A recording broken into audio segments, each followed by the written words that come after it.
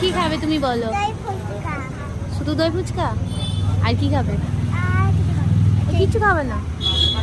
বাবাকে বলেছো? ভেলপুরি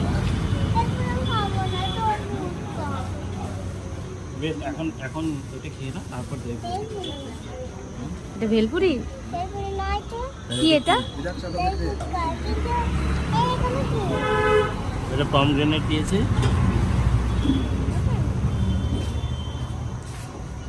খাই দেবো, গায়ে পড়বে মা।